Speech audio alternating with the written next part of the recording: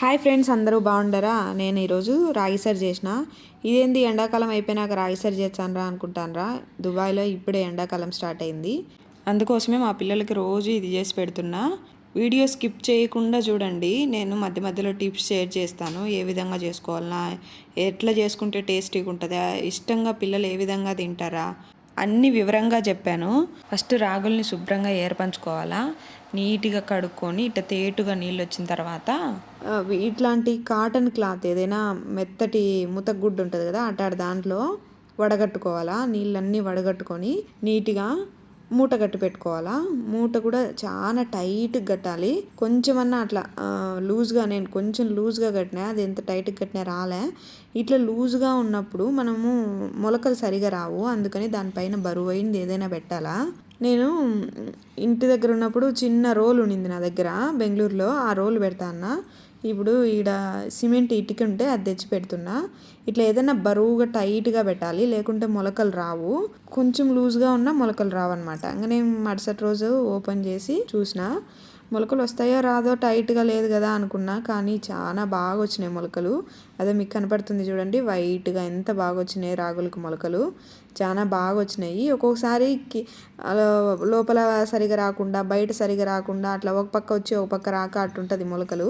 కానీ ఇప్పుడు మాత్రం అన్నీ నీట్గా నిండుగా రాగులు ప్రతి ఒక్కదానికి మొలకలు వచ్చినాయి. చాలా బాగా వచ్చినాయి మొలక. ఇది చిన్నప్పుడు పిల్లలు ఇద్దరికి పెట్టినా నేను. వీటితో పాటు మినప్పాలు, పెసలు, బియ్యము అన్నీ కడిగి ఎండబెట్టుకొని మరుసటి రోజు అంతా తీసి నెయ్యిలో వేయించుకొని ఉగ్గు తయారు చేసి పెడతా ఉన్నా. ఇంక ఇప్పుడు అవన్నీ ఏం వద్దులే అని ఓన్లీ రాగులతో రాగి సరి చేసి పెడుతున్నా. ఇది పిల్లలతో పాటు మా హస్బెండ్ కూడా ఎప్పుడన్నా ఆఫీస్కి పొద్దున్నే బ్రేక్ఫాస్ట్ చేయలేనప్పుడు ఇదే చేసి పెడతా. ఇంకా ఎన్ని మొలకలు ఒక ప్లేట్లోకి తీసుకొని ఈ ప్లేట్ ఎండలో ఎండబెట్టిన మరుసటి రోజు బాగా ఎండిపోయినాయి. ఇక్కడ ఎండలు బాగా కాస్తాయి, 48, 49.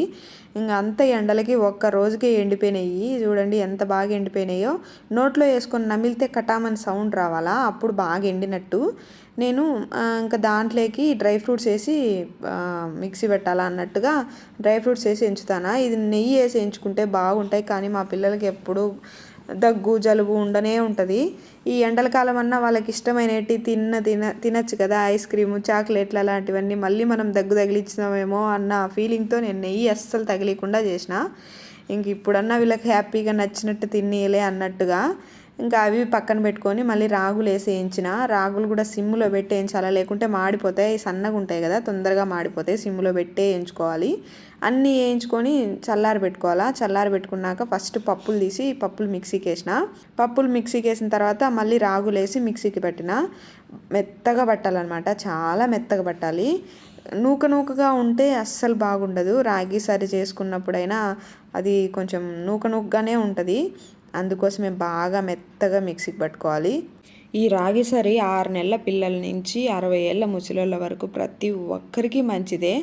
ఎంత స్ట్రాంగ్ అవుతారంటే చాలా గట్టితనము ఈ రాగి సరి అనేది. నేనైతే ఫస్ట్ జీవా ఇష్టంగా తాకుండా ఉన్నింది. అంటే చాలా రోజులు గ్యాప్ వచ్చింది కదా మధ్యలో, 3 years తర్వాత నేను ఇప్పుడు పెడుతున్నా. తాకుండా ఉండేసరికి నేను బాగా చెప్పినాను అనమాట, ఇది తాగితే స్ట్రాంగ్ అయిపోతారు, ఇది తాగితే నీకు గట్టిగా స్ట్రెంగ్త్ వస్తుంది, నువ్వు కింద పడినా ఏం కాదు, బాగా ఆడుకోవచ్చు, ఇలా అన్నీ చెప్పిన తర్వాత అబ్బా తనకు చాలా ఇష్టం అయిపోయింది. అమ్మ నాకు రోజు రాగి సరి చేసి పెట్టమ్మా అంటుంది. అందుకు ఇట్లా కొంచెం పిల్లలకి అట్లా చెప్పి పెట్టినామంటే వాళ్ళు చాలా ఇష్టంగా తాగుతారు. ఏదైనా మిక్సీ పట్టిన వెంటనే బాక్స్లోకి తీసి పెట్టుకోకూడదు, కొంచెం చల్లారి పెట్టుకోవాలా. నేనైతే అట్టే చేస్తా. అందుకోసమే ఈ ప్లేట్లో బాగా చల్లారి పెట్టుకున్నా. ఇంకా రాగి సరి చేద్దామని ఒక 3 స్పూన్లు వేసిన. 3 స్పూన్లకి ఒక 1/4 గ్లాస్ నీళ్ళు పోసుకోవాలా. మనం 3 స్పూన్లు రాగి పిండి వేసుకొని 1/4 గ్లాస్ నీళ్ళు వేస్తే 3 చిన్న టీ గ్లాసుల మాయన రాగి సరి అవుతుంది. నేను అది స్పూన్తో కలబెడతా. ఫస్టే మనం కలబెట్టుకొని పొయ్యి మీద పెట్టుకోవాలా. అది స్పూన్తో కలబెడతా అంటే గడ్డలు కడుతుంది.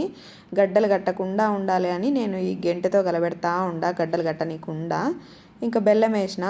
అప్పుడైతే ఉప్పు వేసే పెట్టేదాన్ని. ఇంక ఇప్పుడు మరీ తెలుసుకునింది కదా, ఇంకా తాగలేరు. అందుకోసమే బెల్లం వేసి కొంచెం స్వీట్నెస్ కోసం లైట్గా వేస్తాను నేను, బెల్లం ఎక్కువ కూడా వేయను. ఇంకా అది బాగా కరిగిపోయిన తర్వాత ఇట్లా వస్తుంది అనమాట. అస్సలు ఉండలు కట్టకుండా కలబెట్టుకుంటూ ఉండాలి. మనం గ్యాస్ దగ్గరే ఉండి సిమ్లో పెట్టుకొని కలబెట్టుకుంటూ ఉంటే బాగా అవుతుంది. కొంచెం పాలు వేసిన, ఒక 1/2 గ్లాస్ టీ గ్లాస్తో పాలు వేసిన. బాగా కలబెట్టుకుంటే ఇది కూడా టేస్టీగా ఉంటుంది పాలల్లో. దీంతో పాటు నెయ్యి తినగలిగిన వాళ్ళు వేసుకోవాలనుకుంటే ఈ స్టేజ్లో కొంచెం నెయ్యి వేసుకొని చేసుకుంటే చాలా బాగుంటుంది. ఒక్కసారి ట్రై చేయండి. ఇంత రామాయణం చేయడం ఎందుకు, మార్కెట్లో రాగిపిండి దొరుకుతుంది కదా దాంతో చేయొచ్చు కదా అనుకోవద్దు అస్సలు. అది అస్సలు పిల్లలకి చేసి పెట్టకూడదు. సబ్స్క్రైబ్ చేసుకోండి. మళ్ళీ ఇంకో వీడియోతో కలుద్దాం. బాయ్.